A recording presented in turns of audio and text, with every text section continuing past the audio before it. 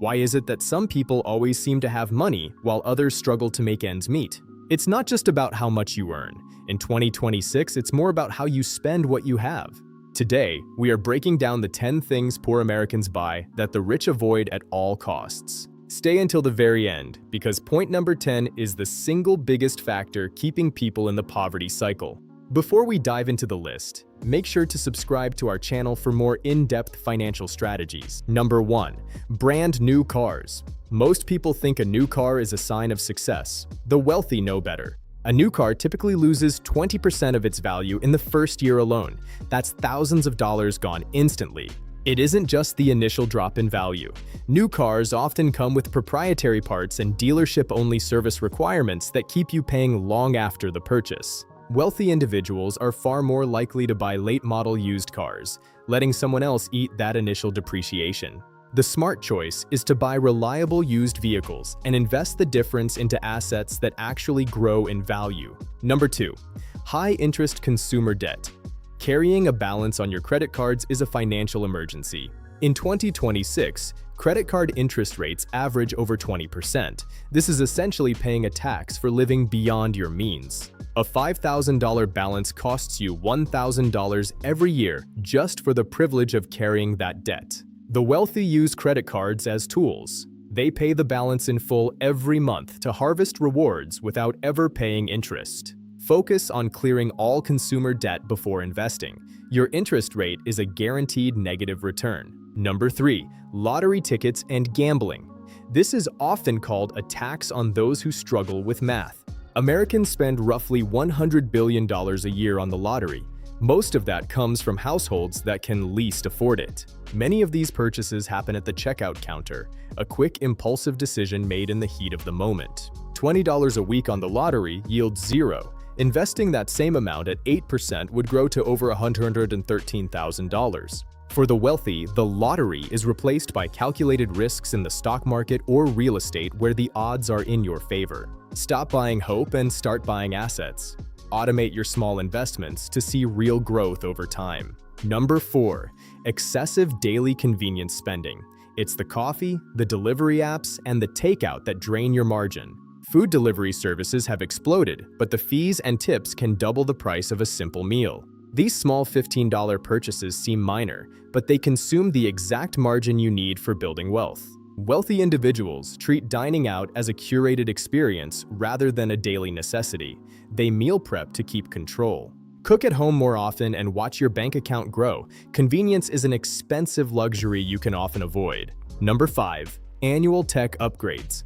Buying the newest phone every year is a classic hallmark of lifestyle inflation. Many people upgrade gadgets for the status, even when their current device works perfectly fine. Upgrading every year for 20 years costs $20,000. Invested, that could grow to over $90,000. Wealthy consumers generally upgrade technology only when it is functionally necessary.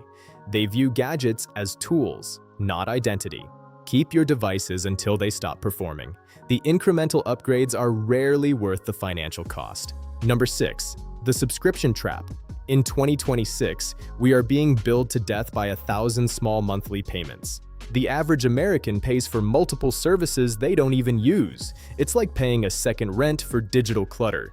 These $15 charges add up fast. Over a year, they can easily reach thousands of dollars in pure waste. Wealthy individuals are more likely to conduct monthly audits. They treat every recurring cost as a liability that must be justified. Cancel everything you haven't used in the last 30 days. You can always sign up again if you truly miss it. Number 7.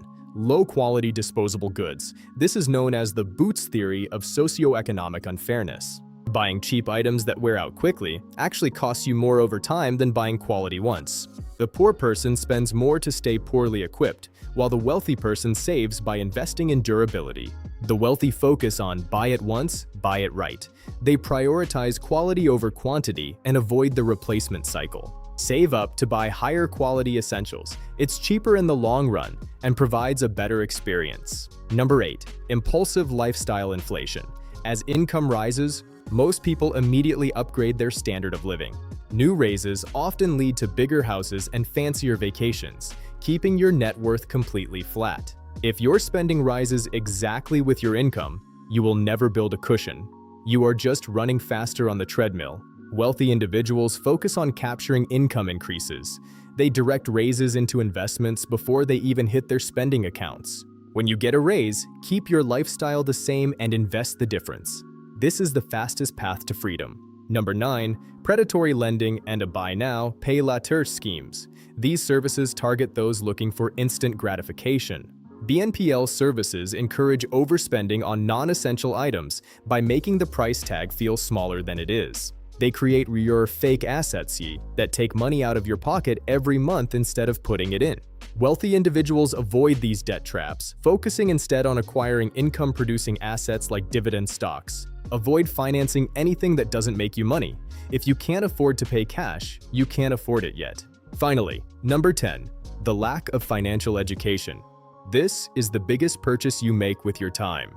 Most people spend their free time on entertainment, while the wealthy spend theirs on personal and professional development. The wealthy Yurdan buys knowledge through books and courses. They understand that their brain is their most valuable asset. Financial literacy isn't a one-time event. It's a lifelong habit of learning how money actually works in the real world. Invest in your mind. The returns on financial education are infinite and can never be taken away from you. To wrap everything up, let's look at the summary of the fundamental differences we've discussed today. Wealth isn't about what you show. It's about what you keep and how you make it work for you. If you found this valuable, please support us by liking the video, leaving a comment, and subscribing for more.